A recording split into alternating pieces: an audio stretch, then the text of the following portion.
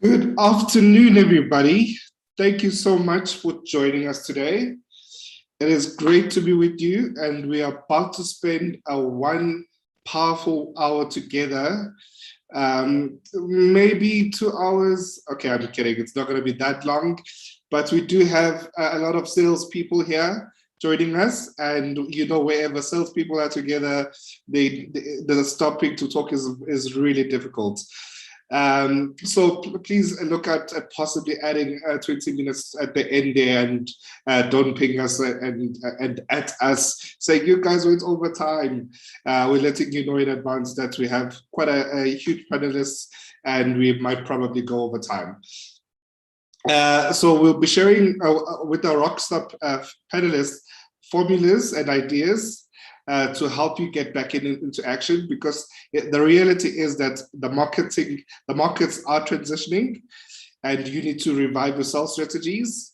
Instead of trolling old content online, we've basically gathered our panelists here. We're going to help you with some tips and tricks to make sure that you are prepared. So hold on to your seats as we get about to get started. So what we're going to be exploring today is what you can do to improve your digital performance, how you can increase your revenues through digital channels, how you can build confidence in your online customers and channels within your business, and then obviously how ResRequest can help you to do this at a technical level. And I'm going to go ahead and introduce our panelists. We have, as you can see, it is quite a power show here. So each of them come with a wealth of experience and ideas that they share. Sorry, 1 second. Okay, and ideas that they can share to you. The ideas include practical tools to boost your tourism reboot. We have Mike Saunders, who is the CEO of DigitLab, who is all about coaching, consulting, educating, marketing, and creating platforms that reach customers.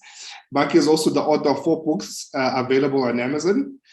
My favorite quote from his most recent book, which is Human-Centric, is digital is a technology conversation, is not a technological conversation. It is a people's conversation, which is very relevant for our webinar today. Also with us is Nicole Cairns, co-founder of Step One and Hospitality Consulting. Nicole and her team's consulting services get to the heart of your business by looking at your revenue and sales cycles. They establish ways to improve your data flow. They review your processes and the results that help you fine-tune those processes to optimize your opportunities within your business. With over 15 years of experience in the tourism sales arena in East Africa, Nicole will also highlight the value proposition by B2B and B2C online sales channels. Next, we have Chris McIntyre. While Chris lives in the UK, he feels the most alive when he's in Africa. It is the motherland, so I understand Chris. I totally get it. And so he has published successful guides from books on his visits from Namibia, Botswana, Zanzibar, and Tanzania, and is a regular writer for several travel publications. In addition to this, of being a frequent trekker of Africa, Chris has been the creator and engineer of tours and travels through Africa since the early 90s. As a believer in the efficiencies and human connection technology, Chris can leverage. Chris' perspective on the digital platform will be very insightful. And then finally, as Jill Bennett-House, who are also a co-founder of ResRequest. Jill's passion and reason for starting ResRequest was to make experience-based destinations in Africa accessible to book online. And as such, she's seen the space developed since the 90s, and will be sharing what functionality you can use in ResRequest to help you on your online shoppers. Moving on to the next screen.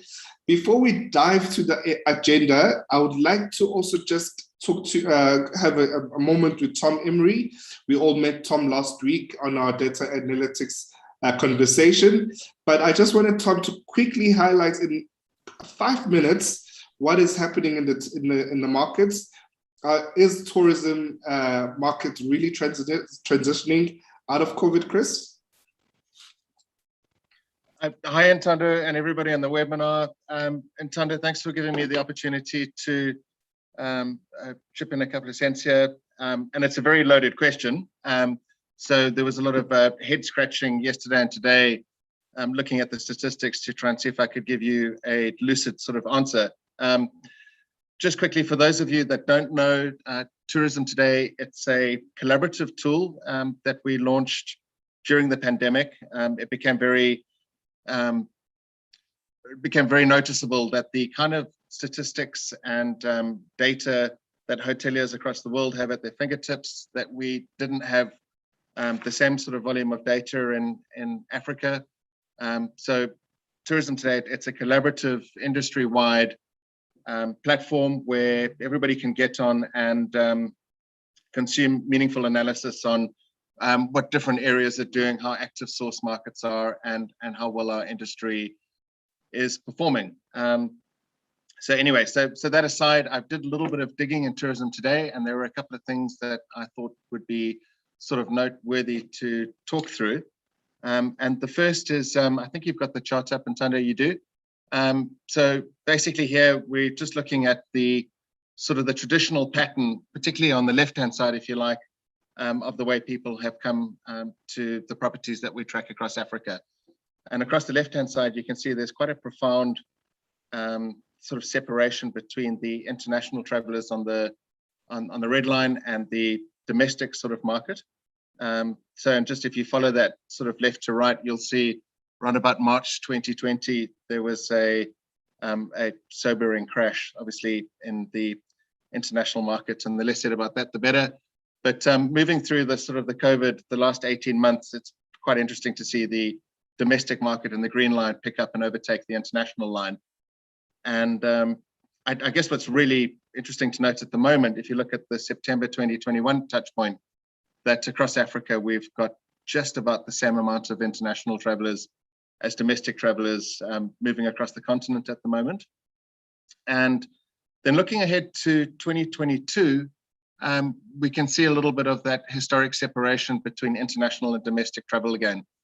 And this is something that we're watching really, really closely at the moment. It looks like it's got that sort of historic sort of separation. And watching the data, the longer that sort of separation holds, then the closer we'll be to that sort of transition to a historic sort of pattern. So that's what we're tracking in Tourism Today, and we're watching that on a weekly basis to see if the pattern holds and we're back to a normal or a new normal. Ntando, can you jump through to the second slide? Okay, that's brilliant, thank you. Putting the transitioning of what things used to look like aside, there on this slide is particularly interesting to note that there is some appetite returning. I think if you can look at the colorful chart in the bottom left there, here we're tracking bed nights that have been made in the last 30 days versus the same 30-day period last year and the same 30-day period 2 years ago, which would have been sort of, what is that, August, September 2019. And there is some appetite returning. We've seen 30% more bed nights booked over the last 30 days than last year. We're still about 30% off of the lofty heights that we achieved in 2019, but that chart on the left-hand side definitely tells us that there is some appetite. And if you look on the far right-hand side, that's where we analyze where the appetite is coming from. And what's really nice to see is that the United States and the UK have returned to the top 6 for the first time in a while. The middle graph tells us a little bit about where the bed nights that have booked in the last 30 days intend on traveling. And from that, it's very apparent that it's still very much in the short term, we're looking at travelers in September, October, December, but there is a very healthy spike in the middle of 2022, again, which is encouraging and worth watching. And Antonio, if we can just jump to the last slide there. I think, and what I did on this particular chart is I just looked particularly at bed night yield, lead time, and materialization over the last 4 months, taking us from May 21 to August 2021. And in spite of the fact that we're seeing this increased sort of appetite, what's worth noting here is that the confirmed bed night yield for bed nights across Africa is still dropping. And the lead times are, additionally, they're shortening, and the materialization rates are a little bit higher than they used to be. And putting all of that together, I definitely surmise by looking at the data that we are still, while we're transitioning to a market that's definitely opening up and there's more appetite, we're still very much in a domestic, short-term, discounted market at the moment, which is what we kind of see out of the data. Yeah, so that's really much in a nutshell what I picked out of tourism today. I guess I am excited because I watch this tool all the time, and the headlines over the last sort of 5 or 6 days have been spectacular. You know, after what has seemed to be 18 months of continuous punches in the gut and a lot of kicking, we finally saw on Friday that Kenya fell off of the UK's red list. On the 19th, I think Germany took South Africa off of its own red list. The US announced it was opening its international borders. I see this morning, I think New Zealand has decided to end its lockdowns. Argentina's doing away with all of its lockdowns. So there's a lot of news that's happened in the last 5 or 6 days. And if there's anybody who's not using tourism today, I encourage you to reach out and get hold of us. This is a great place to watch where the transition is happening and how it's happening. And again, just it's good to see the world opening up again, but it's, I guess, looking at that data, it's worth mentioning that other countries are opening too, and to make sure that our transition is successful, a lot of hard work is going to need to go into what has become a very competitive marketplace.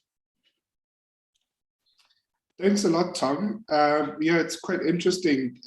Obviously, for our audience, we have been meeting in preparation, and Tom went through these slides a few days ago, and the first thing that Chris said was, is this not postponements though, the activity that we're seeing in September next year? And literally the first thing one of our audience members has said is exactly that. So do you want to comment on that, Tom?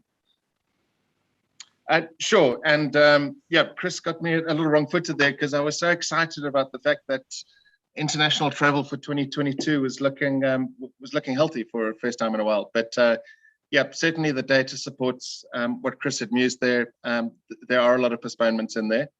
I compared it to how things looked about a year ago. And, you know, a year ago, there was a big spike in 2021 and a good spike in 2022. You know, this year we're seeing a spike in 2022, but nothing for 2023. But you're right, there are a lot of postponements in there. So it's still, while it's transitioning to a hungrier market, it's still definitely what's in the bag for us are postponements, traveling, and a lot of domestic discounted, you know, short lead time sort of travel. But we're hoping that's going to change. That's the transition we're waiting for when we're watching. Thanks, Tom. Yeah, so that was just a highlight on what's happening within the industry. And now we're going to move on to our presentation with the panelists. Just some okay, I see Joe here, you've asked Nicole if she'd like to talk on anything about that before we continue. Yeah, hi. Yes, thanks, Jill. When we were prepping for this meeting, I was commenting it.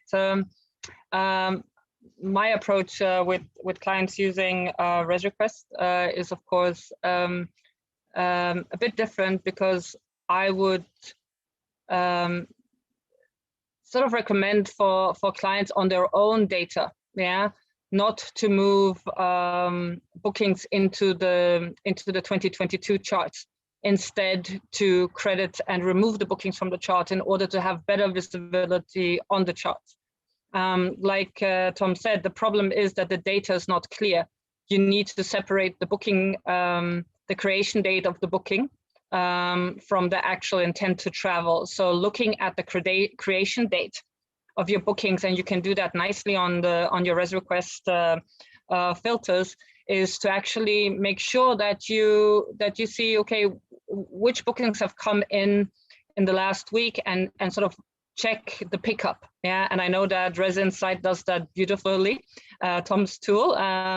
So I concur that you need to watch out when you look at that data, but there's a great solutions on both Res Insight and Res Request to resolve that in order to see what has come in the last 30 days for travel period 2022.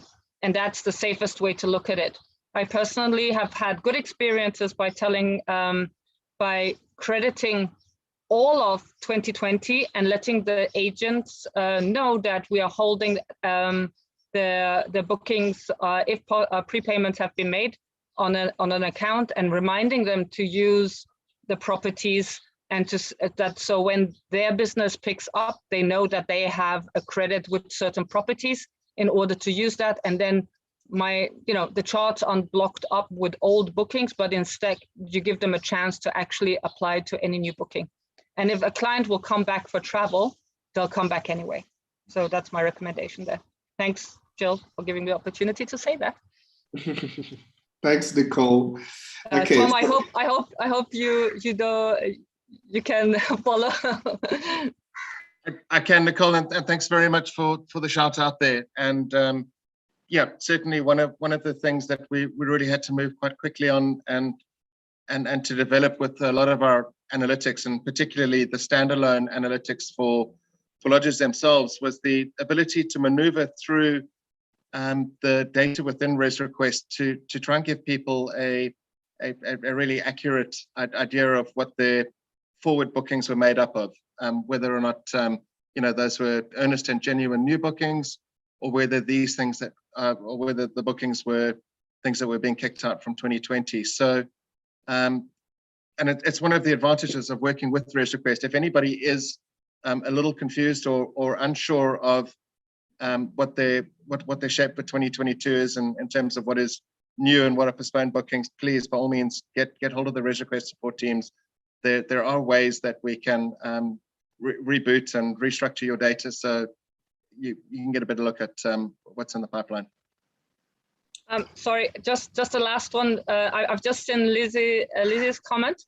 Lizzie, yes, you're right that rebooking, if your agent has actually rebooked, that's perfect. That's a valid booking. What I'm talking about, if we have, and I'm sure you know these kind of bookings when agent says move them into 2022, or your team has moved them in 2022 without an absolute confirmation of travel. So what happened in 2020, that a lot of the bookings, and it's still happening 2021, at least in East Africa, that agents, instead of releasing the bookings, they constantly move it forward. So giving them the option to actually say, listen, we'll honor the booking, don't worry about it, just get back to us when the client actually 100% commits to traveling again. It's a recommendation, but of course, if the agent is saying clients are traveling, of course you'll put it in the chart. Fully agreed. Perfect. Thanks so much. That's actually, Nicole, really quickly, then that's a really good point from Izzy, and it's nice to see Izzy on the chat. And there are actually still tools that we have to separate or to illustrate or highlight those agents that are continually rebooking. So there are some workarounds we can use, but yeah. Thanks, Tom. Thanks, Nicole, and thanks, Izzy, for getting that debate going. Yeah, just to oopsie, my screen there seems very excited. To keep on moving. So yeah, Izzy has already shown that we can ask questions. So to all the audience out there, please ask us many questions, and we'll get into those. I feel like I'm gonna be jinxing myself to say this, but I'm gonna go ahead and say it either way. My internet has not been working the whole day. This is literally the first time where it's working.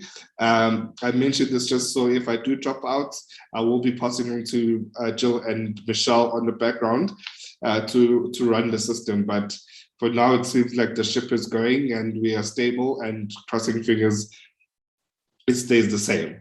So let's go into today's conversation and exactly on what we're going to be talking about.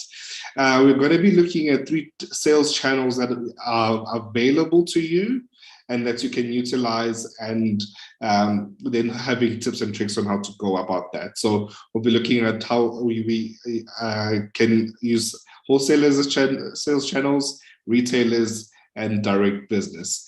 And now I'll move on to the next slide. And basically here we'll be talking about how do we attract bookings, how do we attract new sales, how we attract our customers, and then we'll also be looking at bookings and saying where the different elements in which those bookings come from. And then like we spoke about last week, and we'll also speak about next week, is how you check and analyze your data. And so do join us next week, because we'll be talking more about on the data side of things. And now I'll move on to Mike Saunders. And Mike, can you just answer for us, what are some of the traditional tips for our audience that can help them attract new shoppers on digital platforms, new and existing shoppers on digital platforms? Well, thanks so much for the invite to this webinar. It's great to be working alongside the ResRequest team again.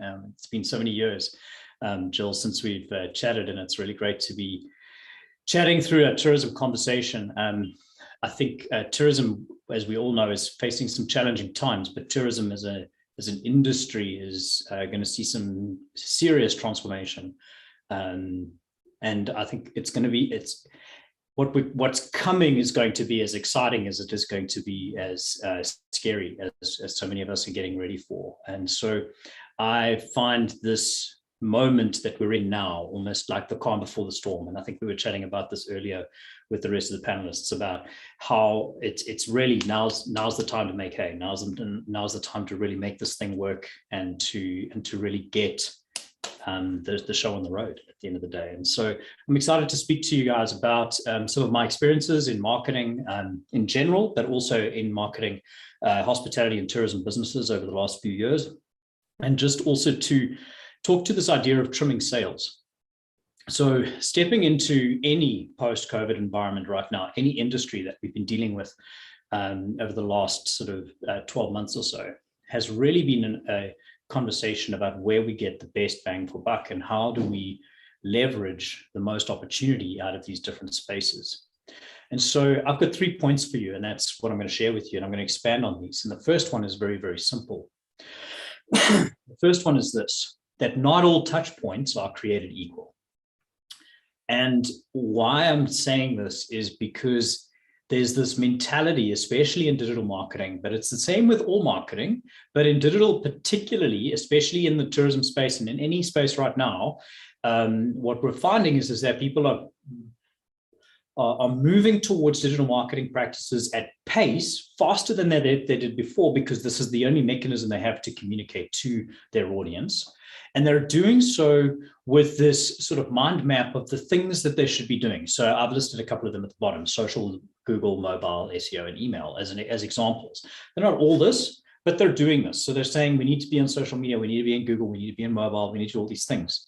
Now, if you phoned me and you said to me, Mike, I need to be on all of these platforms, how much is it going to cost? Firstly, it's how long is a piece of string, because that's the first challenge that I have, is what exactly you're trying to achieve. But it's going to cost you more and more and more and more, because marketing in the digital space is always a return on investment conversation. The more you spend, the more you should get in return. And so it always gets mapped against your growth goals and the resources that you have available to put into place. Now, most of us in a post-COVID society, in an African or a South African economy right now, are sitting in a resource-strapped environment. And so we have to be very aware of the touch points that we're connecting with and what we can expect from them.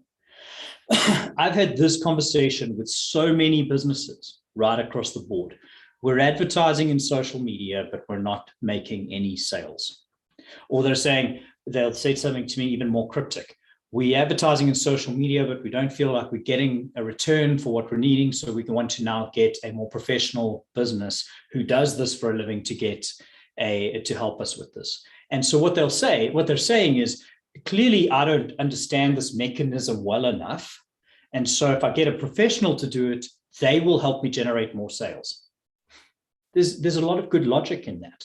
But here's the problem. Social media is a discovery tool. It's how we discover content. It's how we find the things that we're looking for. It's a discovery space. It's how we discover that our friends are having babies and what their kids look like. And it's where we discover people, it's their birthday today. It's a discovery space. Human beings travel to Facebook and Instagram to discover new things. That's why we're there. We treat it like a magazine. We treat it as a place to sit back and relax and engage with content and work through content to discover new things. Google, on the other hand, is a place where people go to purchase or go to research they go there with a purpose. And so what I say to people so often is, do you want to find a network of buyers, or do you want to inspire people with a new idea for travel in this example? And most people will say to me, well, I don't have a lot of budget right now, so I'd rather go to the network of buyers. Great. Then social media is not where you want to spend your space. But if you dive into Google, you can definitely create a space where you're now tapping into a list of people who are dedicated buyers who are then ready to buy your product. Now, you're going to say to me straight away, yes, but all of my competitors are there and the price per click is too high. Agreed, it's very expensive because the tourism industry right now is still an expensive space to play, but it's less expensive than it used to be. So don't let your historic thinking cloud your current position. What it costs to advertise in the tourism industry on Google today is not what it cost pre-COVID. Pre-COVID, it was flipping expensive to stay at the top of Google engines, and you were having to spend big top dollar to stay there all the time. You don't have to do that now, especially if you are playing in your Google ad strategies in the right way to capture the right market. Okay, so you can spend and you can get a really good return on investment for what you're looking for, because you're in a post-COVID environment where people are not spending because they're resource strapped, and they're spending in different places and they haven't chosen where they're going to spend yet. There's a captive audience. They're running searches in the tourism industry. They could be running searches in your particular niche. You need to capture them. You need to drive them to your site, and you need to make a difference. And so then people say, okay, great. So, well, I've got my Google strategy. So now what's missing? Should I now go to social? My next question is going to be, that's great. Where are you sending them to your website? Because unless you're actually turning a decent portion of those people into conversion sales, whatever you spend to drive people to your website is wasted money. And so if you don't solve that conversion channel, then it doesn't matter how many touch points you hit, the conversion channel is not going to turn into anything. And so this is where the conversation around your booking engines are going to make a big difference. The way in which you're grabbing people to the actual sale. This is how quickly do we move them from interested to sale, to salesperson, to booking engine, ticket, et cetera, et cetera, et cetera. We need to be able to jump them into these frameworks as fast as possible. What I'm saying is, the things that I'm saying might seem like common sense, but they are the most overlooked aspects of tourism marketing that I've seen over and over and over again. Why? Because the majority of people have their website being held in one space, their marketing held in another space, that they don't know how to bring the two together and to marry that journey between the two. And it's your responsibility as the person who manages that process to make sure that the money that I'm spending to drive the traffic to this is generating the conversion off the back end to turn that into sales. Because right now, in a resource-strapped post-COVID environment, all we care about is sales. That's what we want. We want bookings sold. And so don't treat Google as your holy grail, because your website has to own up to its part of the deal. Don't treat social media as a holy grail, because it's a great way to let people know and discover that you have a great Valentine's Day special, but you're putting the idea in their mind. You haven't sold the deal. They're not ready to purchase. So you're going to have to follow that up with other forms of marketing to be able to commit to them and connect them to the point of purchase. because you've started so much further down the sales pipeline before you can actually get the sale off the channel. And that's what social does. It creates the discovery mechanism, which is a fantastic sales tool. We can create a bigger market by opening up discovery. But right now, in a resource-strapped environment, do we go straight to the market? Is it big enough, or do we need to lean into discovery? If it's not big enough, we need to lean into discovery mechanisms. And then the big thing that I want to now say as well, if you have dropped your SEO marketing off the back of your websites because you're restrained in cost resources, my suggestion is now kick that back into gear, because every month that goes by that you do not look after your SEO is SEO lost. And SEO is that thing that you build and you build and you build. It's an investment into your website platform. It's not something you can just switch off and hope like, hang, it's all going to be okay. It deteriorates. It's like a good investment deal. It gathers over time, and that's where you get your growth. So your SEO strategies need to be put into play, and you need to be investing in those. And it's going to be hard to see the initial return on investment, but you're going to have to dig deep at this point and make sure it's happening, because that's where your growth is going to come from. That's where your competitive edge is going to come.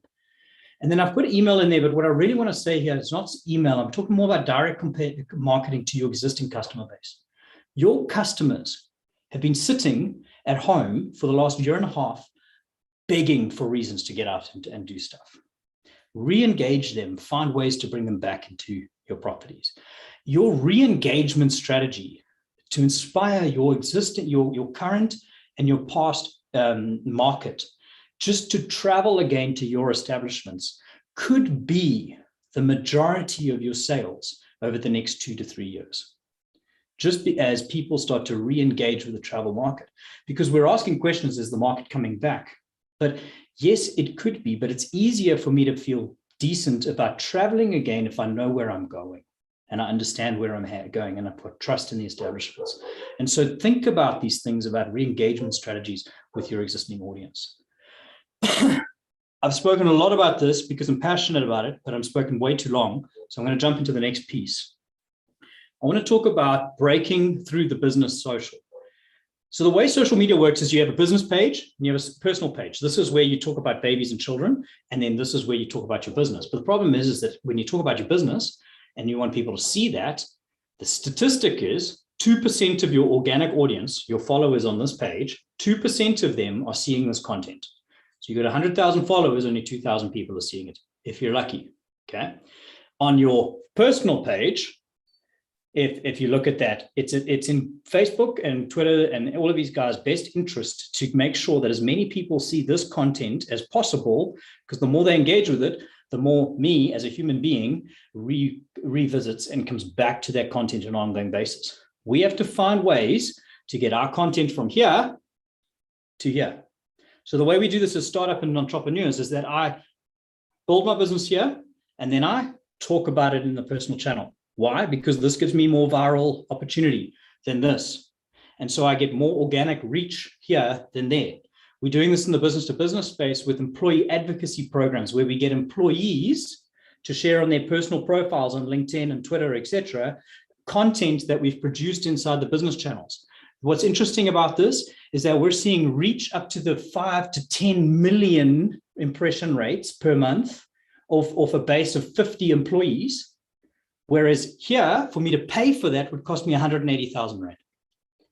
And so what we need to do when we're in this resource-strapped environment is look for ways to hack the system of social media to leverage our content into these personal channels. And so influencer marketing is a big key way that we can do this, that you can utilize influencers to try and drive the investment back into this. And you were doing this beforehand. It's a way in which you can re-engage these strategies. Utilize the employee bases that you have to be able to push these things out into the networks. And then the last thing is engage your customers as if they were influencers. So find ways and cool ideas and things that they can do to share content from your establishments into their personal profiles, because they could be sitting with huge audiences of trusted individuals that are sitting there going, I want to go there. I have a list personally of about 15 places that I would love to go and stay at over the next 2 to 3 years that has been developed just by looking at the Instagram pictures of my friends who have gone to different places. And I've gone, that place looks flipping amazing. I'm pissed off they're there without me, I'm going to go and find a place, and then I'm going to post my own picture in a year and make them feel bad about it. And so that's how this thing works. Break past business social, get yourself into these personal profiles, find a way to do it, build strategies that make this work and make it a part of your business process. And then finally, I want to speak to this last point. Think of it like this. There's a whole new me in place. I've been, as a human being, thrust into a COVID experience that has put me into a lockdown that has created a virtual environment for me to work and live. This new me operates in a different fashion. Part of it likes the fact that I'm virtual. Part of it doesn't like the fact that I'm virtual. Part of it loves the fact that I get more time with my family, loves the fact that I don't travel. Personally, for me, I used to travel 2 to 3 days a week, sometimes to 2 different cities, okay? But what I love about the fact that I don't travel anymore is that I have such a better relationship with my children. What I hate about not traveling is that I never get a break from my children. And so there's these yin and yangs that are happening the whole time in people's minds. And so there's this mentality that we can play to that's shifting the dynamics of the people. But what we need to understand is that through all of this process, the human brain is built in such a way that it consistently adapts to the new environments. And these adaptations are not done it's done in a plasticity manner. It's not done in a way that is necessarily trying to be better or worse. It's just done in an even fashion. So what it's doing is it's helping me adapt to a more virtual, isolated world. And by doing that, it's creating new purchase patterns, new ways of socializing, new mechanisms, new coping mechanisms, new ways of looking after my health, et cetera, et cetera, et cetera. It's creating new desires.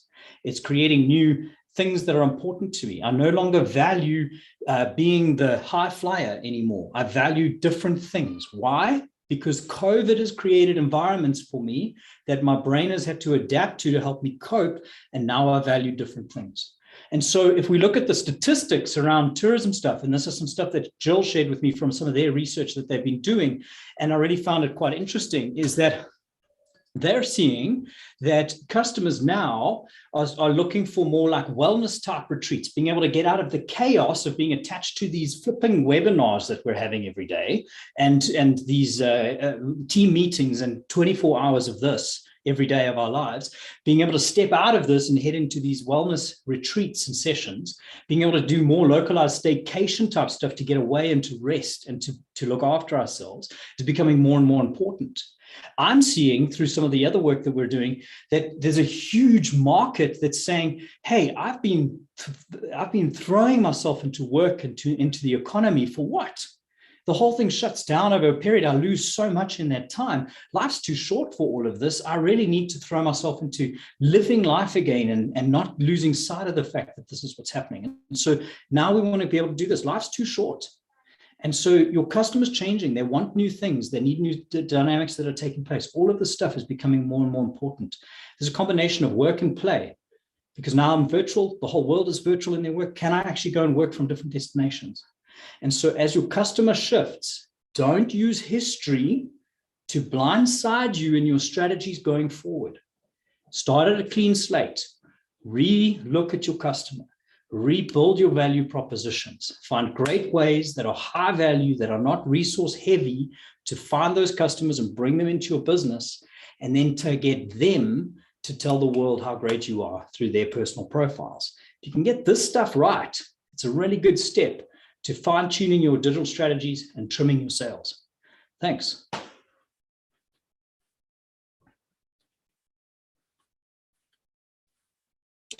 Oh, sorry, my mouse and my screen do not want to cooperate. No Thanks, worries. Mike, that was really awesome.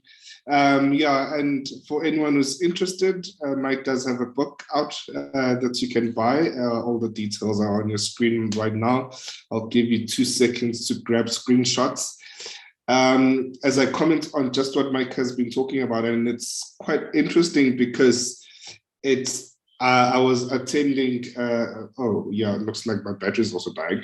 I was attending Airbnb's webinar. Well, I was attending the African Travel Summit yesterday, hosted by the South African Tourism. And basically what they were talking about is, they had the CEO of Airbnb, and was literally saying the same thing that Mike is saying here, where he was saying that your customer is now going to be more flexible. They're going to be more flexible within the choices that they make. And therefore, you need to be aware of that. And he was saying they're going to be more inclusive. We're having a younger generation of travelers, and you also now need to be able to market to those different people and segments of people that you were possibly not thinking about before.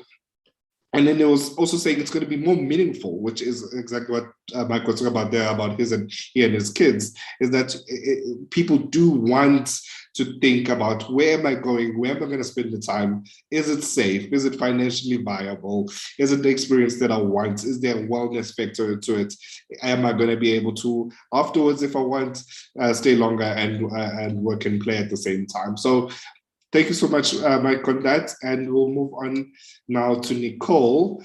And Nicole, I'm very curious on your side to understand, what can our audience do to improve their digital performance? All right, thank you so much, Mike, and also Ntando. I had the pleasure of hearing Mike speak a couple of years ago in Nairobi at the digital conference, and a lot that I advise my clients on in the last few years was based actually on hearing Mike's work. So thank you, and shout out to that. Yeah, what can we do? At the beginning, there were some few words. I speak to you properly from the South African future. I'm in Zanzibar. We are probably in a same kind of concept as a destination. I'm just going to separate it a bit from the safari business, but it's we've had a situation here in Tanzania and Zanzibar where we had no lockdown. We had no, except for 3 months where we went totally, the airports were closed. We had constant tourists coming in and actually had charters coming in through the winter months. So we have been very blessed, but with having open flights and being able to have business moving forward, despite of COVID. And in addition, we've had an amazing August. Yeah. So I come bearing good news. People still travel, and people, I can only put a big fat bold marker over what was said by Mike.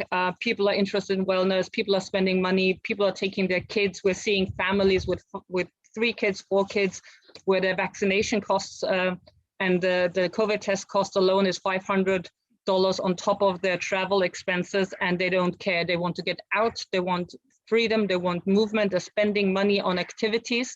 So get ready.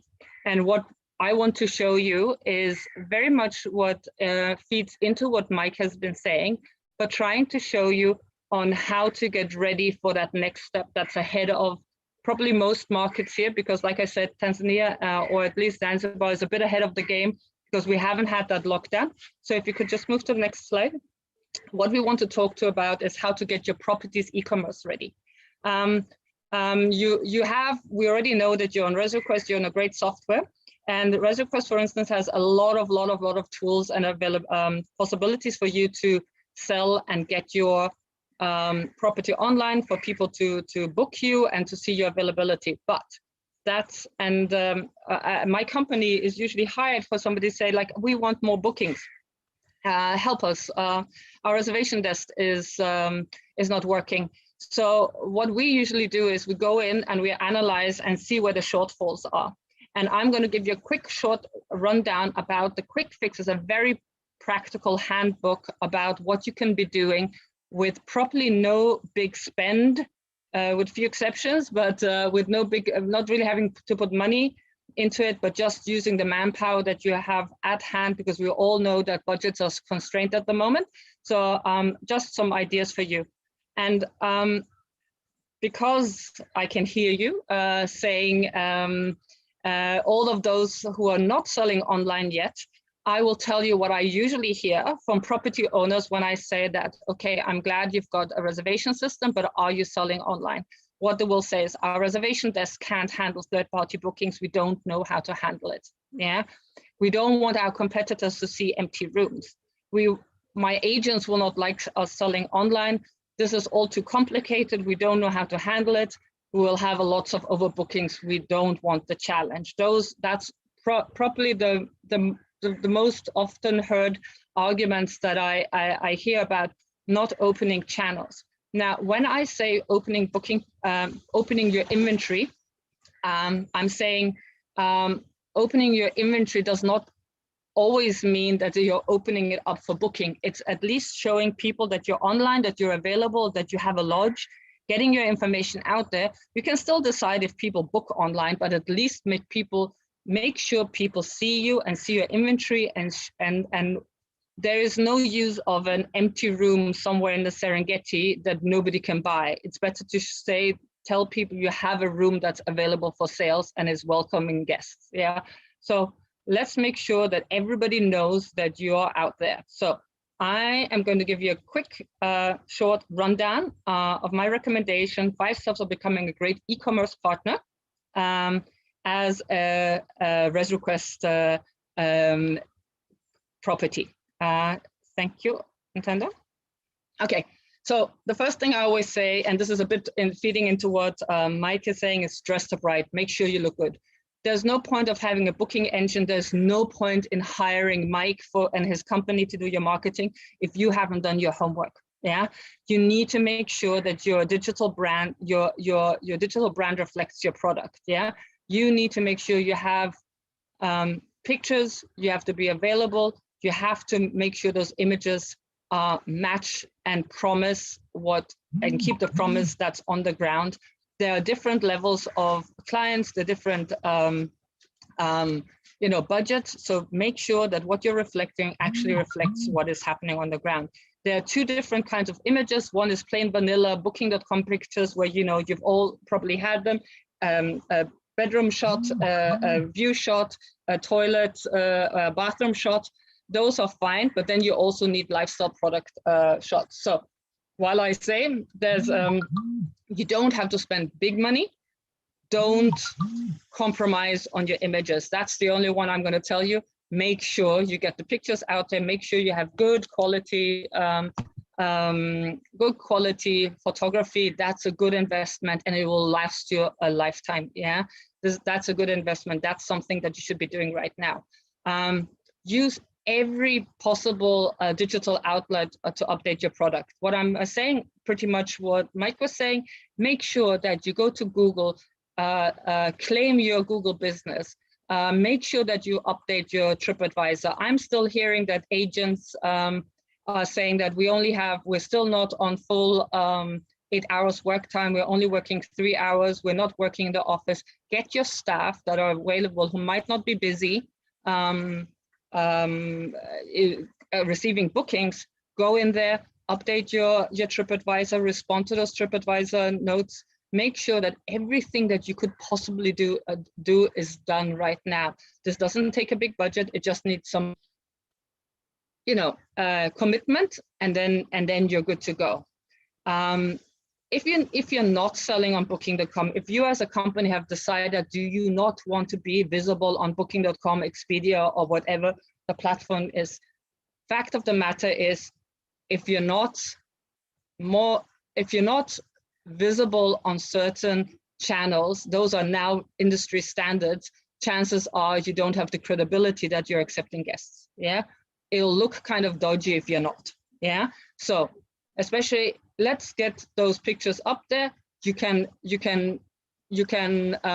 put the property dormant. You don't have to sell room. Just make sure that if your agent is pushing you out there and making sure that you are on an itinerary, then when that client Googles you would want to be on that list. And that's something that beyond SEO, where we're waiting for clients to find us, when people search for us, that already means that your name has to be up there in the top 20 in the region.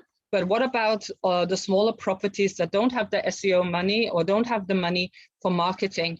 You need to be a search result. And when they find your name, if you're a small camp with 5 tents and your agent has put you on an itinerary and they find your name, you want to have a Google result, you want to have a TripAdvisor result, you want to have a Booking.com result, you have to be present and you have to be as pretty as possible. Yeah.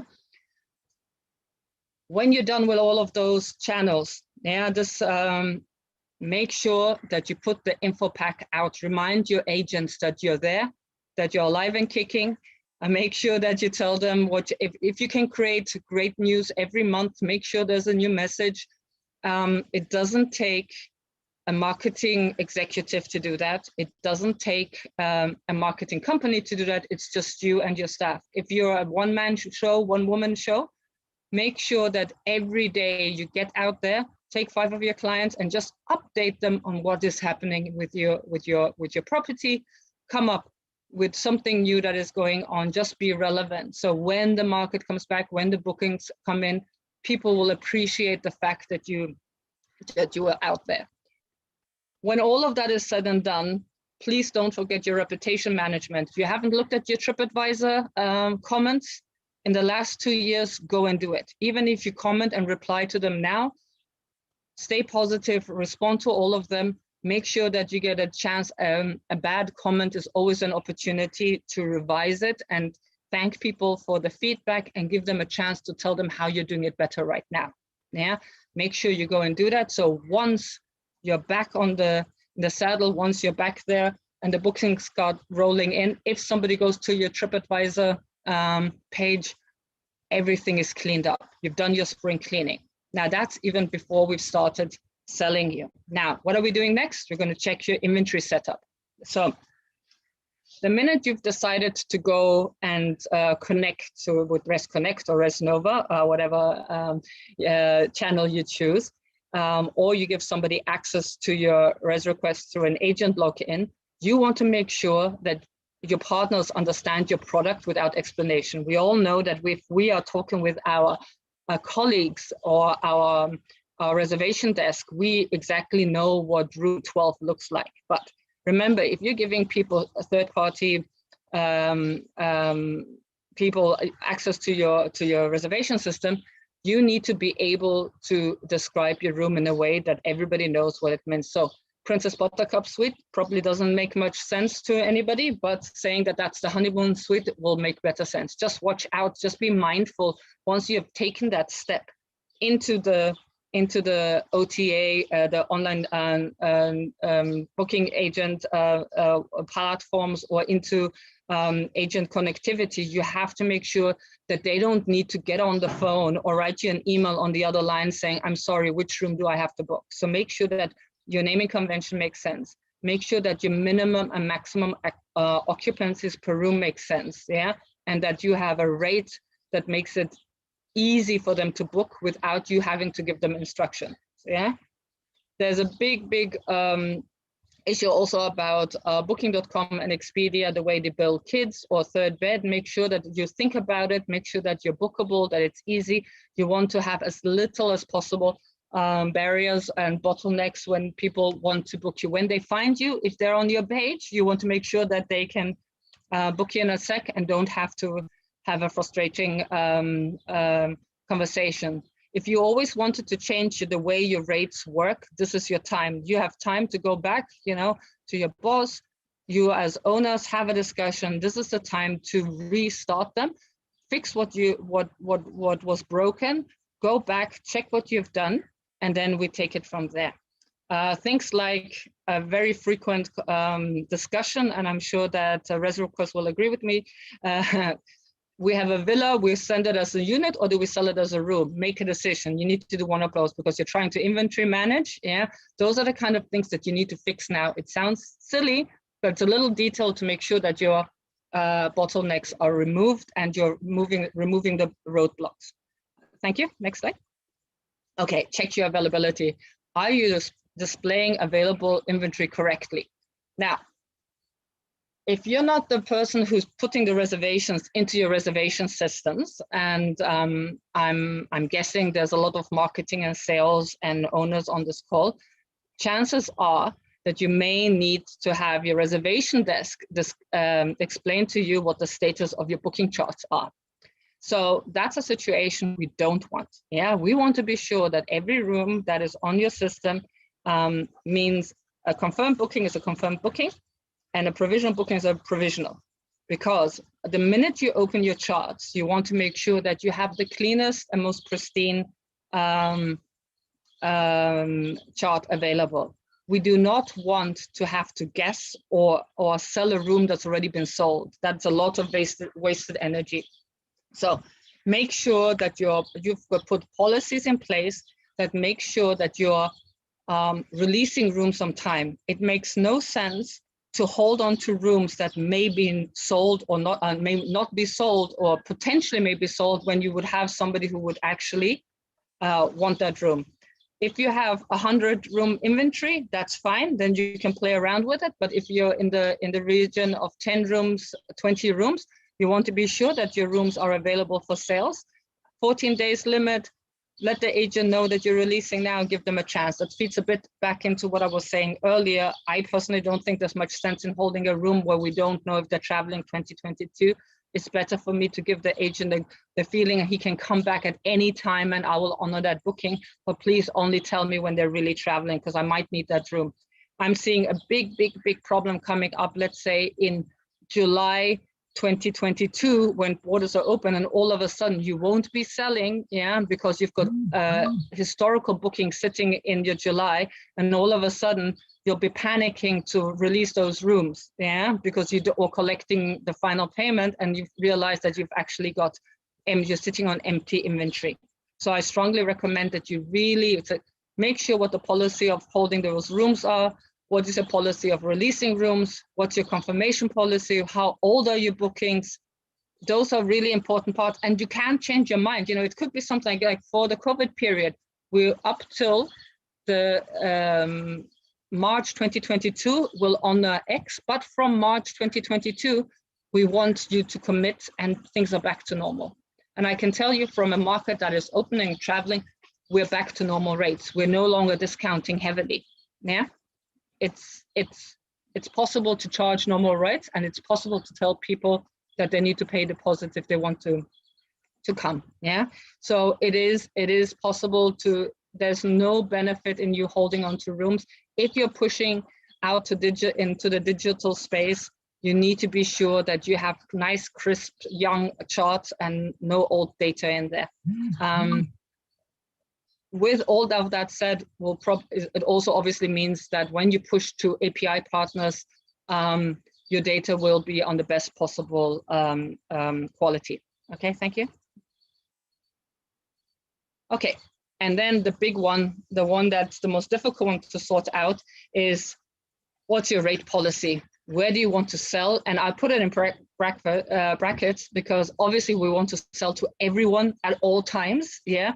But you need to decide where do you want to sell most, yeah? You need to make sure that what you're offering to your agent versus the booking platform is consistent. If your agent, if you are a property where 80% or more than 80% of your revenue comes from an agent overseas, then you cannot offer rates lower than that. You will compromise that relationship, yeah? Make sure that it makes sense that you're nourishing the channels that have fed you in the past, but also make sure that you're not closing business on other channels. You need to make sure that you have to make a decision at some point to say, okay, this is my strategy, long-term bookings, and this is my strategy, short-term bookings, yeah? Make sure that your online rates are consistent with your markets and segments, and most important, make sure that the information that goes out on an email matches the information that is out there in the web. People shop around, yeah? People are using the internet, people are savvy, they go and check your rates. You need to make sure that your digital outlets match what your reservation desk will say. If you have not gone into the digital platforms and selling and booking.com and Expedia, please be mindful. OTAs stack their discounts. What might be cheap at the beginning, you'll probably find that your discounts really add up. So be careful about what you sign up for. and what your ADR will end up being. Yeah. If you I think regional geopointing is available all across the continent. Work with geopointing, make sure that you have regional rates and separate them from the international rates. That's a good methodology. And obviously, even if you're not using booking.com as a channel, it's totally worth loading your rates and using the competitor analysis tool to look at what the comp set is doing. Yeah, even if you're not going to open up your rates, just load your rates and you can see what the others are doing, and you have a sort of idea what the regional rates are up to. Now, after doing all of that, our inventory's got the right names, we've got a rate policy, our reservation desk knows what policies to apply. This is the point. Only then do we connect. So again, tidy up, dress up right, make sure that you're nice and tidy, and then you can decide on how to connect. And if you ask me, connect as often as possible.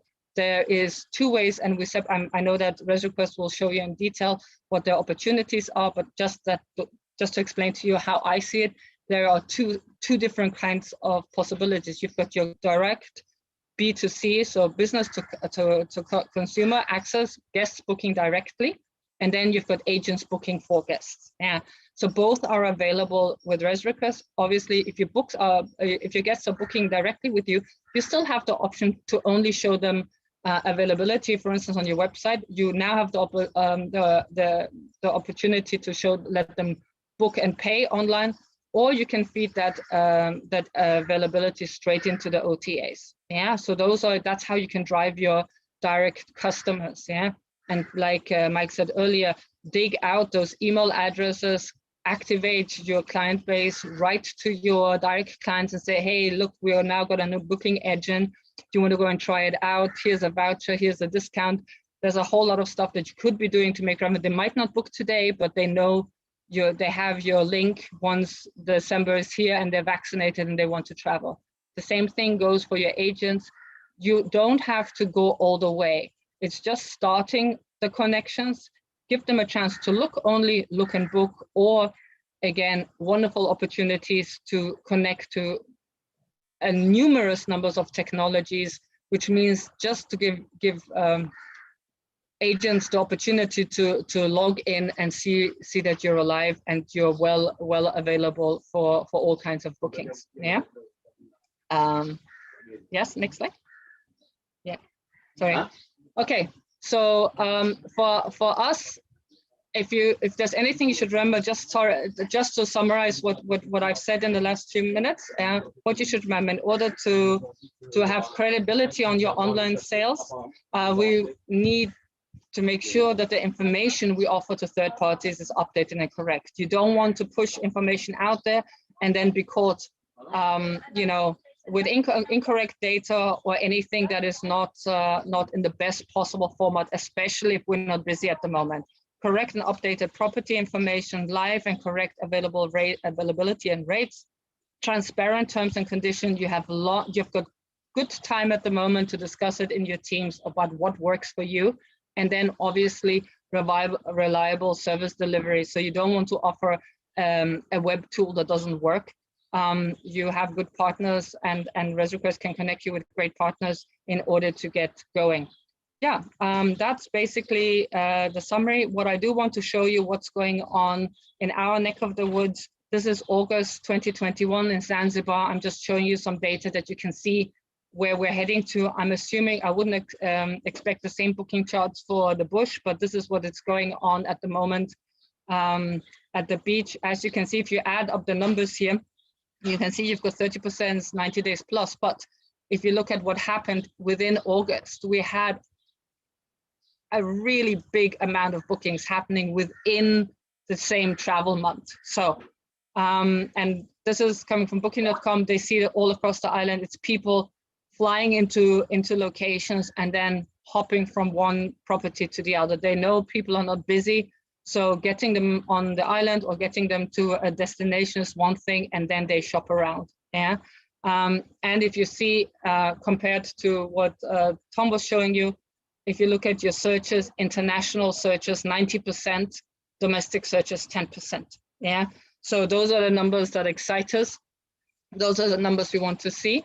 I think there's one more slide, Nintendo. Oops, go back one.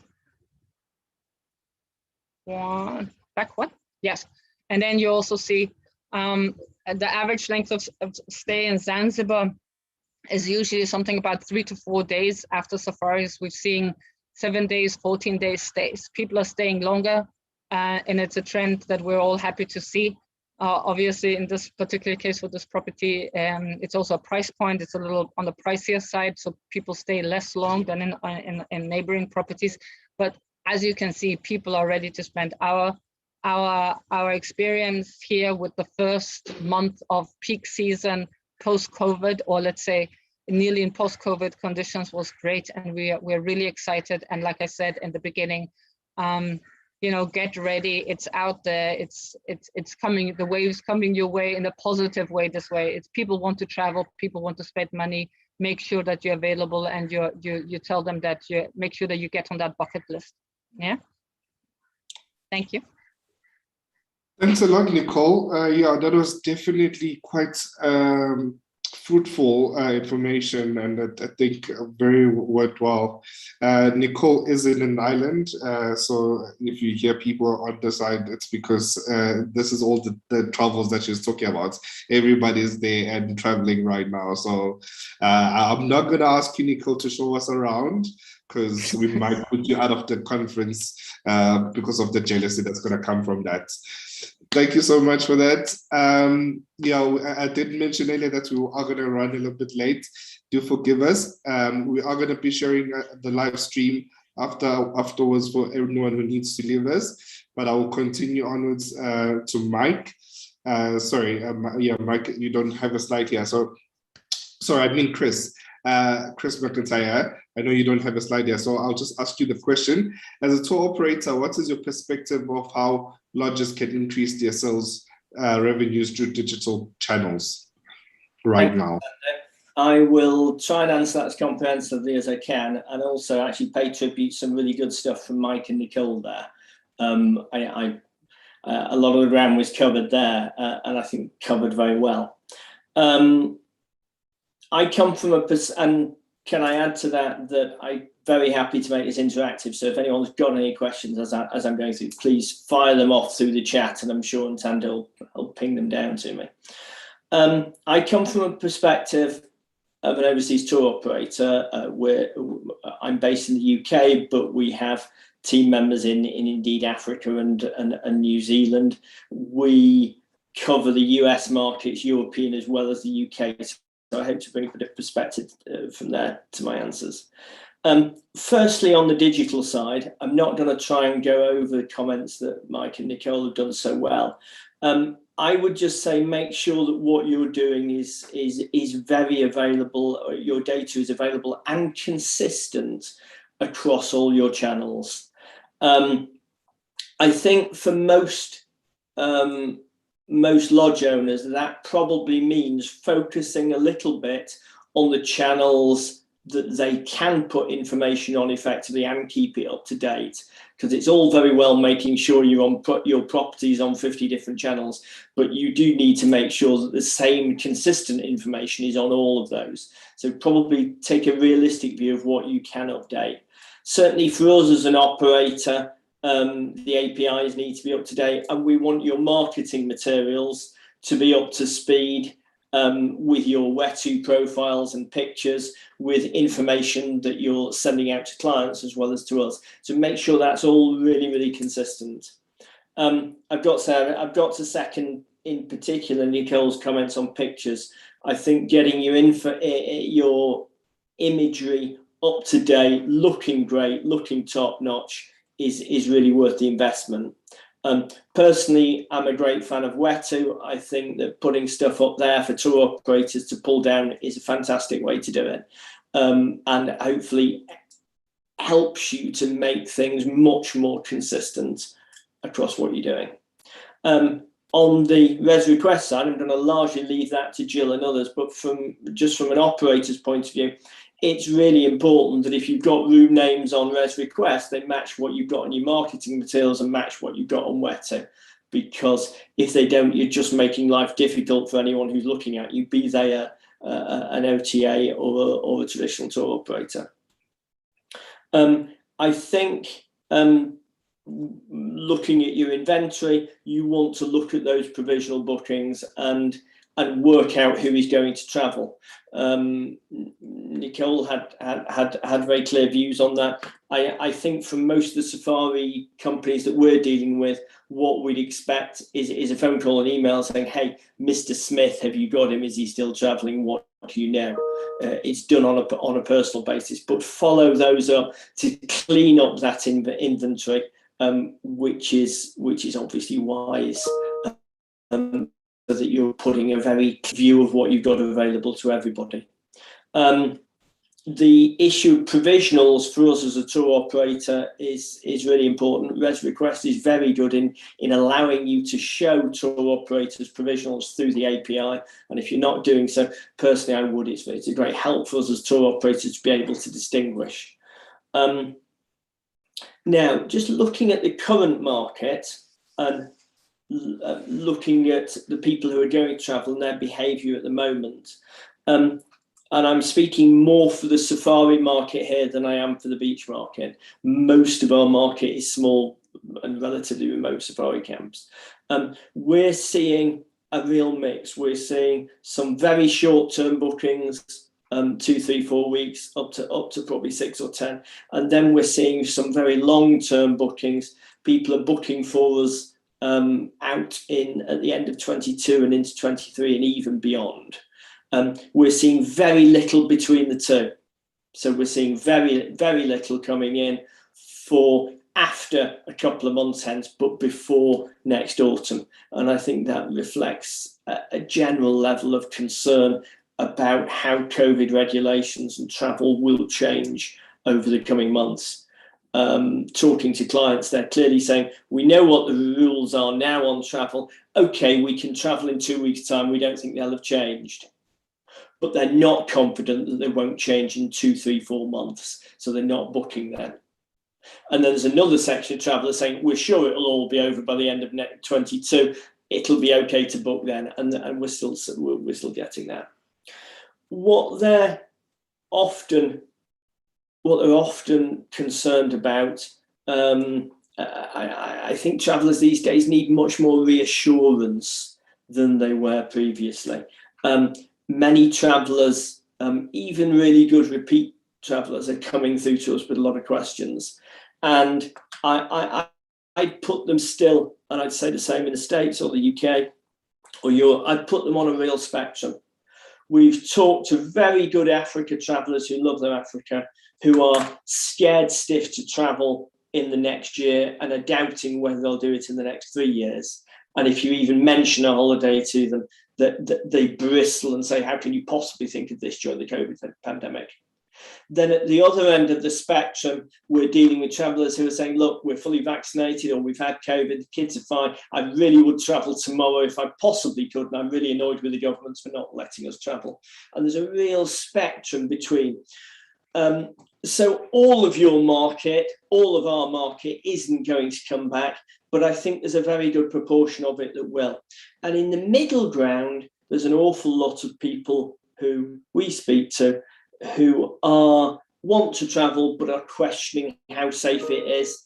Sometimes one partner in a couple will be gung ho, the other one will be more nervous. And I think part of your job and part of our job right now is reassuring them about what it's like in Africa and what travel is like. I think firstly, we need to get over their concerns about COVID.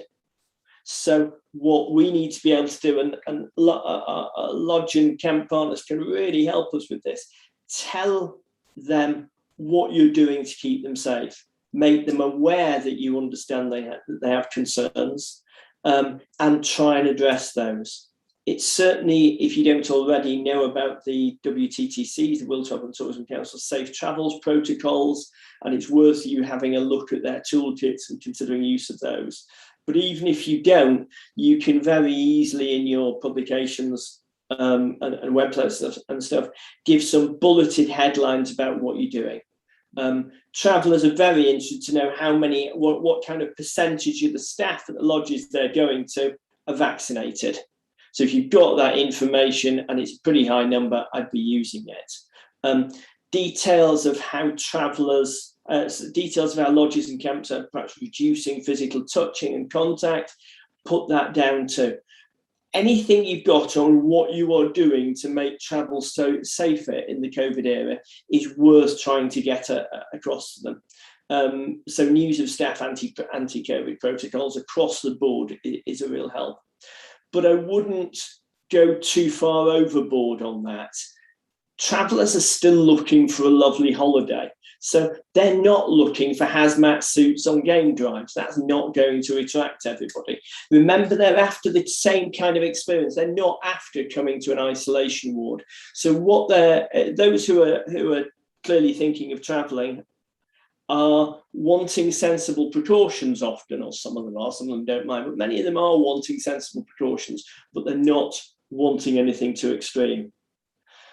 I think the next thing that internationals are often worrying about is what happens if the rules change or the COVID rates change, things get more difficult, are they going to lose their holiday? So speaking for the British travellers, okay, Kenya's now off the red list, that's great. What happens if in 2 months' time it goes back on? And I booked a holiday with you to Kenya, what's going to happen? I've got to say, Expert Africa, as a tour operator, has tried to address that with a COVID refund guarantee. And we have found it very successful. And what that entails for us is making it very, very clear that in certain specific circumstances, we will refund the client completely. In order to make that work, we've had to go to our camp and lodge partners in Africa and saying, are you okay to stand behind this? And I'm very pleased to say the vast majority have been only too happy to work with us on that. Net result, since the end of February when we introduced that, we've had some a really good flow of bookings compared with the industry. And of those, less than 10% have had to be refunded under this guarantee, and 90% have travelled, certainly looking up until the beginning of September. So that's been a great strategy for us. Now, one of the crucial parts of that, which we're at pains to emphasise to our partners in Africa when we talk to them, is that it's refunds only under certain conditions. So we've got half a dozen conditions, including if there's a quarantine reimposed by your country of entry, if your flights are cancelled and we can't find another decent one for you. So it's pinnable down things. It's not a general, if you feel a bit nervous, you can cancel, we'll give you your money back. It's very much, here's your list of half a dozen criteria. If one of these very specific things happen, then we will refund you. And we found that's really relaxed our clients. It's got us a lot more bookings, and it's really not generated many refunds at all. And those refunds that it has generated, we would probably have had to give out on moral grounds anyway, because the client clearly couldn't get there. And in the UK and the US and Europe for that matter at the moment, for international bookings, it's not just a matter of what the letter of the law is, it's also a matter of public sentiment and what you can justify to your public. So we're not a business that takes a very legalistic view. We've got to say, actually, if I were Mr. Smith on that holiday, I'd accept that. I'd expect this kind of treatment. So that's the treatment we've got to give to Mr. Smith, even when it's considerably over and beyond what our fine print terms and conditions say. I think the next thing travellers are concerned about when we talk to them is obviously their health, and that fits into a couple of brackets. What happens if I get COVID before I go? What happens if I get COVID when I'm there? Is there treatment? That kind of stuff.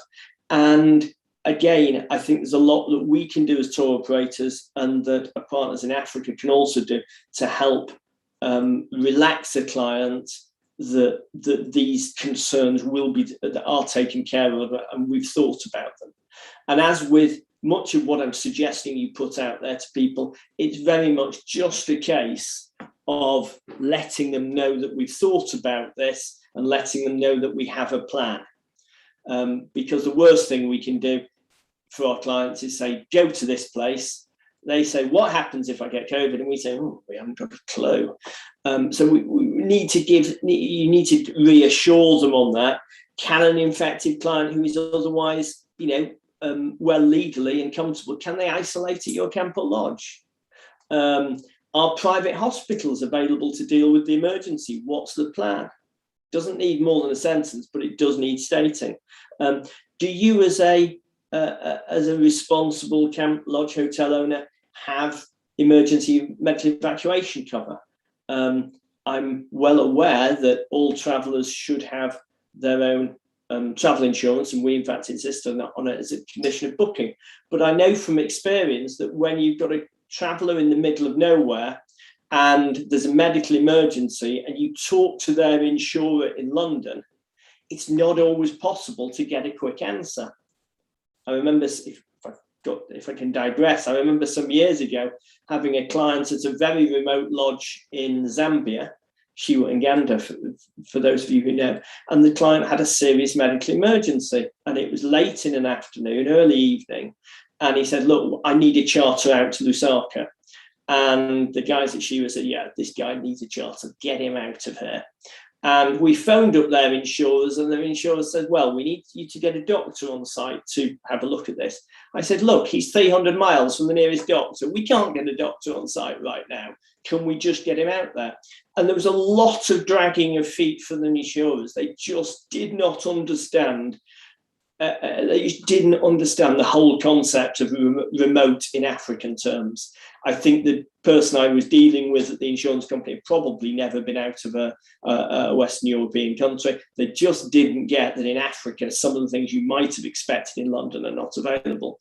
In the end, we didn't at that point have any emergency evacuation insurance as a company, neither did the lodge. However, the guys at Shiwa managed to sort out an air evacuation on a plane, and we did get it covered, but it was touch and go. Now, for all of our travellers, we have emergency cover with no questions asked. If they need a medical evacuation, it just pays for it. And they then contact the British insurers or the American insurers or the European and take up that with them. So there's a lot of things we can do to reassure our clients that if bad things happen, they'll be okay. On a much more minor level, can you offer tests at your lodge or camp? Is that easy to do? Is it available from a doctor nearby? It goes without saying that if you've got a B&B in Cape Town or a beach lodge within half an hour of Stone Town, they're relatively straightforward things to do. If you've a lodge in a more remote bush location, then it might be worth flagging up, if there's any question, we've got lateral flow tests here and we can do a PCR within 48 hours. That kind of stuff will help. So as a lodge or a camper or a hotel in Africa, I think it's really important that you keep your partners in the travel trade and your clients appraised of that information and up to speed about their concerns and answering those concerns before they're asked. And that information can be utterly public. It doesn't need to be just a trade channel. You can pop it on your website. But I would certainly do bullet point summaries in information that's going out. So for us at the moment, it is very much, and you'll be finding this with travellers, it is very much about reassuring many of them that their health concerns and other concerns are being thought about, are being met, and we've got a plan for them. I think going one beyond that, there's a question of whether you choose to really incentivize those short-term bookings or not. And I think it's a perfectly, you need to look at that with your business strategies and see how it fits in. And I'm well aware that many lodges and camps will look at it and say, we are not discounting. And I think that is a perfectly credible strategy. I'm also aware that there are some who say, wait a minute, there's last minute bookings out there. Let's see if we can get those. And I'm not thinking so much of OTAs here. They're very relevant in an area like Zanzibar, or perhaps actually much of South Africa, where it's very accessible. I'm thinking of more remote lodges, which are less easily accessible to casual travellers. And I would either stick on your normal rates, or I would incentivize short-term bookings. Now, normally, with my tour operator hat on, the last thing I would tell people to do is incentivize short-term bookings, because we don't want to get, I personally don't want to get the market into the idea that it's a good idea to look 2 weeks before and see what's available.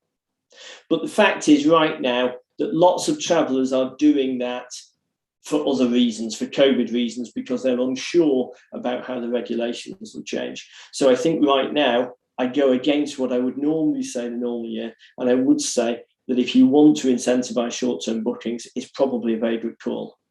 I would, however, be mindful that travellers are looking for something quite special to incentivize them. So 10 or 20% off your rates probably isn't going to do it. If you're going to do this kind of incentive, you want to look at getting down towards your local rates for internationals, which is pretty steep cut, I know.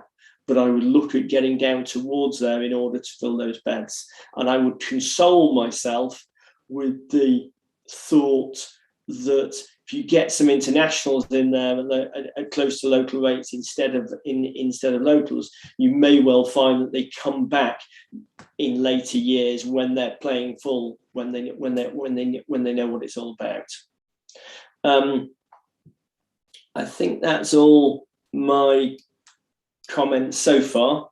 I'd welcome any questions, or I'd hand back to Ntando. Thanks a lot, Chris. Yeah, that is definitely helpful, and I think you've definitely covered the perspective of a tour operator. I'll move on to the last slide, to the last speaker rather, Jill, to just really cover for us now that we know what we can do in different aspects. What is it really at a technological level that we can use it within those requests to make sure that we can utilize what all our speakers have spoken about?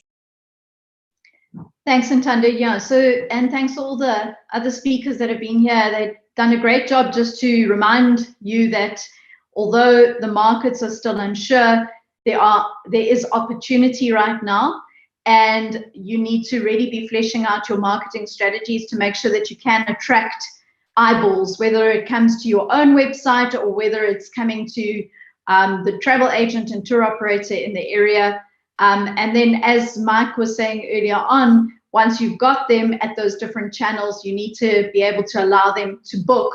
So should they book, they can book immediately. The first way to do that for direct bookings is using our plugin called ResNova. And many of you already know about ResNova. Many of you are already using it. If you don't, and all of the tools I mentioned, please remember our call center are available to consult with you and help you get these programs up and running, or these technology bits plugged in. A few pointers on ResNova, though. We did in the last few months launch a new version, ResNova version 3. If you are running on ResNova version 2, you need to upgrade it to version 3. And the reason is it's a much more mobile responsive. So no matter where your guest is on your web page, if they hit the ResNova, it is responsive to a mobile or another type of device.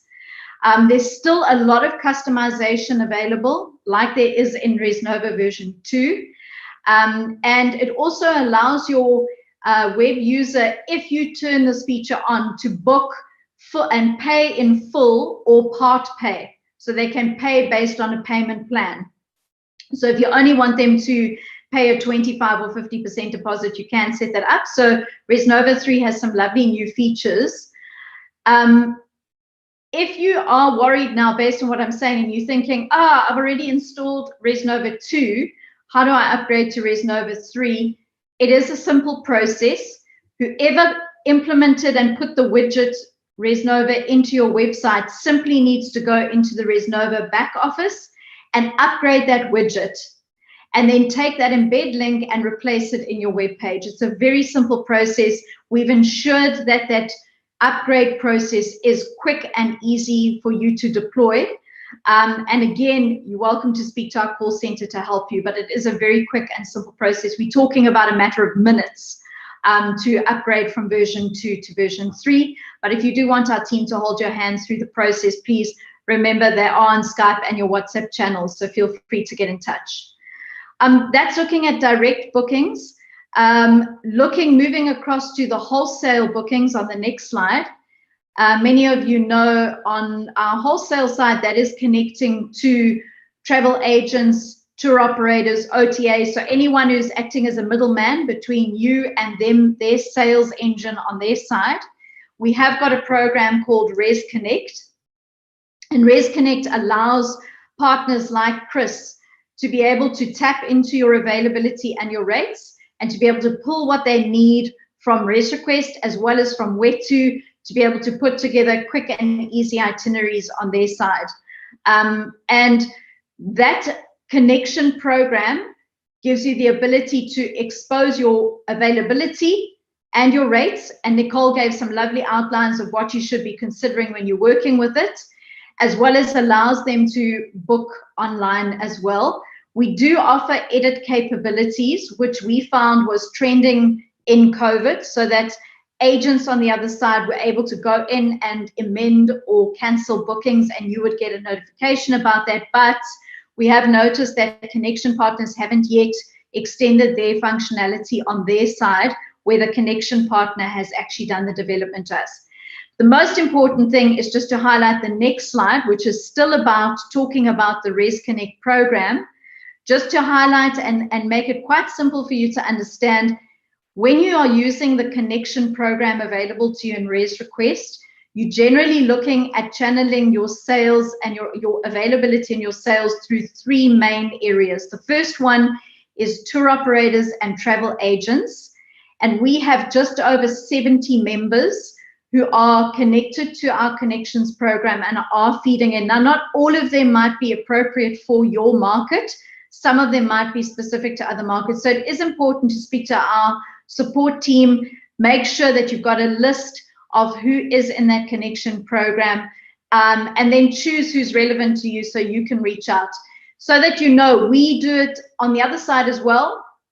We make sure that we connect with tour operators and travel agents that are a member of our program, to keep telling them what properties have been added or what new customers have come on board, so that they also proactively contact you. But as part of a more aggressive sort of marketing stance, you should be more proactive about knowing who's in that program and initiating that relationship with them. Just to touch on what Chris said as well, it is important for a lot of the connection partners that they need to be able to book. Giving availability and rates information is a great step in the right direction. But if you don't allow those agents to make bookings in a world that is moving quite fast-paced now and is more digital savvy than it was before COVID, it's even more important now that you allow them to book directly into your system. You do still have tracking areas that you can go in and see what's come in. You will get email confirmations and things like that, but it is important just from an efficiency perspective to ensure that they can actually book into your system. If you are working with OTAs and you're still wondering if your travel agent and tour operator should have booking capability, immediately your answer should be, you shouldn't even have that question on the table. If you book, allowing OTAs to book your stock, your travel agent and tour operator that's a specialist to your lodge should also be allowed to make those bookings as well. Then just to talk about OTAs, we do have a direct connection to Booking.com and Expedia and their affiliated channels. So if you do want to get your stock and your rates pushed and to receive bookings, please remember that you can use our direct connections for that as well. Just speak to our team about getting you hooked up on that as well. During COVID, we did see an increase of pressure from the OTAs to allow automated cancellations. And clients of ours, especially Zanzibar clients who are very busy being booked on OTAs, it was very important to them. So we did add that functionality that cancellations can be automated into your system if you give that particular channel that level of access. And again, chat to our support team if you want more details on how to do that. Another change we made as part of COVID, you'll be finding out in next week's webinar about our pre-check-in, where guests or the contact person on the booking can go in and pre-check-in and give you guest information and sign off a COVID recognition statement and check your indemnity policies. Because we have implemented that during COVID, we also went ahead and added on the OTA side the ability for an OTA booking to come in with that contact person's detail associated with the booking. Because in ResRequest now we can trigger off an automated workflow. So X number of days before travel, the contact person of the booking will get an email telling them they can go and check in. But more about that next week. For now, today, the message is if you would like to sell on OTAs and you haven't yet set those connections up, we do have that available. We can get you hooked up. Again, contact our call center. If Expedia and Booking.com are not enough channels and you want to tap into hundreds and hundreds of channels outside, we do also have connections to channel managers. Our partners are SiteMinder, Knightsbridge, and Synexus. Each of them have a slightly different way of working with us. But again, it's just a case of having a call with us to find out how you hook ResRequest into your channel managers so your availability and rates can be pushed through and bookings can come through on the other side. Knightsbridge don't support the rates push, but they do support the availability and creating bookings. Synexus and SiteMinder do support both. So you'll only need to update information in ResRequest in order for it to reflect on the channel manager and respective distribution hubs that they have on their side. And then if you want to offer specials, you can load those specials into their back offices as well. It does take effort, make no mistake. If you're looking at this and going, oh, that sounds like a lot of work, you're right. But the good news is that it's a once-off work generally. You do have to maintain it, keep your photography and things like that up to date, but it's once-off effort and you've opened up those channels. And all the discussions Nicole was having in and around rates and that still apply. We do think that the market may change significantly next year. A lot of tour operators and travel agencies may change slightly, that a lot of people perhaps lost their jobs or had to go down to half day, half pay scenarios. And coming back into a new market, we may find a flourishing of a number of smaller tour operators and travel agencies that don't necessarily have their own digital system, but they do need to be able to look up availability and quote and book quite quickly. And just a reminder that you can give, Nicole touched on it, you can give your agents direct access into your ResRequest system. So please do remember that. You can issue those logins and again, speak to our call center if you want more details on the how. Another point to point out, the graphic you're seeing now, your image set associated with that should be well branded. So please do remember to speak to our team if you'd like to upgrade that image set. Just chat with us and our team can help you with that upgrade of that image set as well. So those are just the three main areas of how we can help you getting your stock once you've attracted them to your site, how we can help you actually connect with your bookings so that those bookings can start flowing backwards and forwards. Thanks for your time, and Thando, I'll hand it over to you just to do a quick wrap. Thank you so much, Joe. Well, I did say we have a lot of salespeople here, so do bear in mind where time is related. Thank you so much, Mike. Thank you so much, Nicole and Chris, and definitely you too, Joe. So yeah, we basically, in summary, what we've covered is attract the right market. Remember that your audience, who's your audience, and how you can get to your audience. Now is the time to invest in money in marketing and sales, upsell tourism trends like wellness and experience-based vacations and staycations. book now. Remember that the audience that ResRequest offers integration. Remember that ResRequest offers integration to all major channels. Speak to one of our consultants to find out more, and then check results. Remember, if you participated in last week's webinars, the webinar, you'd understand how that comes in terms of looking at your data. And then also check with your sales team, understand the importance of recording the right information and capture it. They can measure and adjust the strategies. And then obviously, like Jill has been mentioning, contact our support team if you want to get more information on these. Just looking up here at our chat box, friend heard to you, Chris said, great information, very helpful. Nicole also said awesome functionality where the guest check-in form was related. And then Karen Labi says, thanks everyone, all very interesting information. We're looking at to our next week's show, episode 3, so it's second to last, which basically is going to be talking about business efficiencies for a changing market, automation, shortcuts, and contactless engagement help operational efficiencies.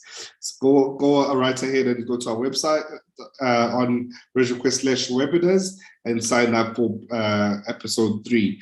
Thank you so much, everybody, and cheers.